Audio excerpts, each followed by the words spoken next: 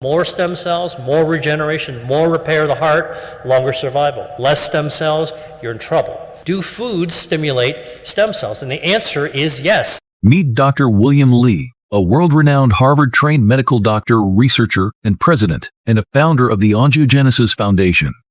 His work has led to more than 40 FDA-approved therapeutics and devices for cancer, cardiovascular disease, wound healing, and vision loss. He is also a New York Times best-selling author with Eat to Beat Disease, the new science of how your body can heal itself, and he recently published a new book, Eat to Beat Diet, Burn Fat, Heal Your Metabolism, and Live Longer. In today's video, we have extracted Dr. William Li's teaching over the years and focus on the importance of hydration, and this video will list out 3 drinks other than water that Dr. William Li frequently mentions in many of his seminars and talks. These top 3 beverages help stimulate the stem cell counts and help live longer, so stay watching until the very end for all the juicy details. 5 tips to live healthier and longer. Number 1, stay hydrated, because dehydration actually makes everything in your body work harder. And so if you want your food to work for you, you actually want to make sure your body has enough water content to be able to keep all those metabolic processes functioning really well. Number 2, I would say eat what you like, but make sure that most of what you eat falls in the category of what we call plant-based foods. Third, I would say to the extent possible, avoid ultra-processed foods. The other thing that I would actually say that would be really helpful is to try to avoid foods with added sugars whenever you can. And the 5th thing I would actually say is that I want to come back to beverages for a second. You know, besides water, there's 2 other beverages that I think are go-tos for health. And one is tea. Could be green tea, could be oolong tea, could be black tea. And the other one is coffee. Remarkably, you know, water, tea, and coffee are the go-tos for beverage and health. Now, what you add to them can make a big difference. So the first tip was to stay hydrated, and the final tip was to choose those beverages that are healthy. So let's now explore 3 drinks other than water that Dr. William Li enjoys drinking himself, as well as frequently share in his teaching, that are really good for our health. At the very end of the video, Dr. William Li will share what we should avoid drinking to stay healthy for longer, so don't miss out. First, green tea. Green tea especially has a natural polyphenol that's called catechins, EGCG, epigallocatechin gallate, EGCG. And the catechin is actually just part of the natural substance in the tea leaf. So whether you're brewing tea with a bag, or whether it's loose leaf tea, or whether it's matcha, which is just powdered tea leaves, the fact of the matter is that into the brew, into the liquid, hot liquid, comes all these phytochemicals, including these catechins. So when you sip straight tea, the catechins go right in. They're easily absorbed by your body. And so, you know, our blood levels of catechins go way up. So many things that catechins can do. One of the things that's important is actually it's a relaxant. It actually helps lower your stress. It lowers the catecholamines. And so other things, it helps your lipids. It actually also helps fight cancer. It's anti-inflammatory. A substance that has so many beneficial things that, at least when I drink tea, I want to get as much as I can out of my food. Now we understand that green tea is very healthy, but I'm sure there are many of you who indulge in black tea. Is black tea any good? Green tea will increase your stem cells, but guess what? So can black tea. You know, people in Asia drink a lot of tea. People in Britain drink a lot of tea as well. Yeah. We used to say green tea is good, black tea is fermented, so it's not going to be that good for you. We're changing our minds. We have to keep our minds open. Black tea can also double the number of stem cells. I had this discovery that might be useful for your listeners who are in exactly that situation where they like the taste of milk in their tea. I discovered there is something called milk tea. It's actually from Taiwan. It's grown in the mountain, and it's just pure tea leaves that when you brew it, it tastes like it's got dairy in it. He is referring to a native Taiwanese green tea called Guinan tea, which can be translated as milkong tea. Jinshen tea have a unique milk flavor, which is called nang or milk oolong. So with this variety from Taiwan, you can enjoy all the goodness of the green tea together with a hint of milk flavor. The second beverage that is healthy and may help us live a longer life is coffee. And I'm having breakfast, and I thought I would actually share with you what I'm having. Here's some coffee. Coffee's got chlorogenic acid, which is actually good for your metabolism.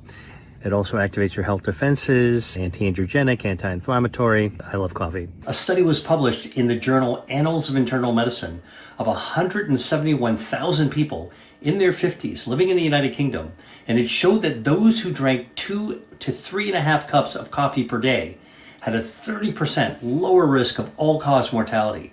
That means death from any cause. The people came from a database called the UK Biobank that has 500,000 people participating, and the study took place over 9 years. So what's in coffee that is so beneficial for health? Coffee has a natural chemical called chlorogenic acid that does a lot of things. It improves your blood flow, stimulates your own stem cells to help your organs regenerate. It improves the gut microbiome, which lowers inflammation and improves metabolism. It's an antioxidant, and chlorogenic acid also improves your immune system. So we gather that coffee is beneficial to our health. Is drinking organic coffee even better?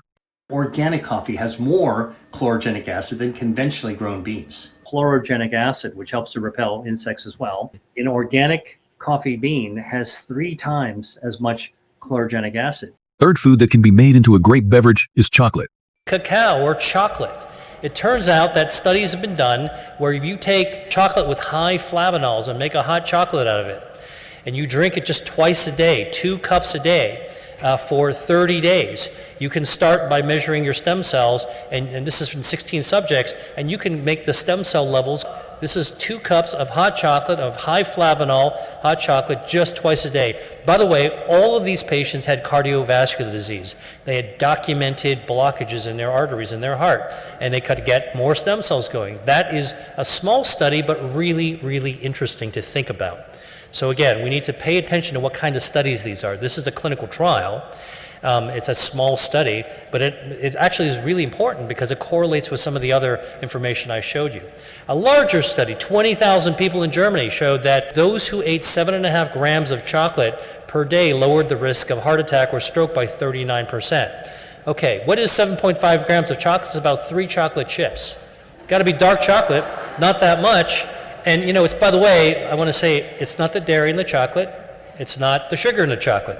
It is that natural chemical in cacao. And that's what we need to be able to do, is the final product that we're served up by companies isn't necessarily what's good for us. But we need to be able to discern what it is that is actually in the food that might be doing us a favor. If you take the really dark chocolate, like 73% cacao, the really dark chocolate, and you make it into a high flavanol hot chocolate drink, and you have it twice a day. This was the clinical study. They found in people who wound up actually drinking the hot chocolate twice a day over the course of a month, they doubled the number of stem cells compared to the people who didn't drink hot chocolate. So the question is that important? Well, when they measured their blood flow, what they did is they put a blood pressure cuff on them, and which, you know, kind of lowers the circulation of the blood. Then they let it go. They found that the blood flow was vastly improved. So here's a functional result that actually means it makes a difference. So who's going to complain about chocolate? Who's going to complain about tea? Who's going to complain about a Mediterranean diet? I mean, you go out to eat.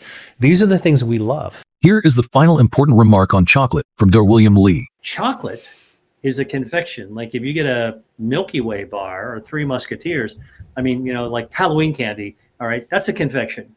It's got all kinds of stuff and actually not that much real cacao. But get a bar, which you can find in almost any grocery store now, that's 80% or higher chocolate, cacao. Now you're talking about essentially something that's mostly plant-based, because that's what cacao is. It gives you dietary fiber. It gives you polyphenols from the chocolate. And we've done some research that was presented at the American Society of Nutrition's annual meeting that showed that the stuff in dark chocolate can cut off the blood supply feeding cancers.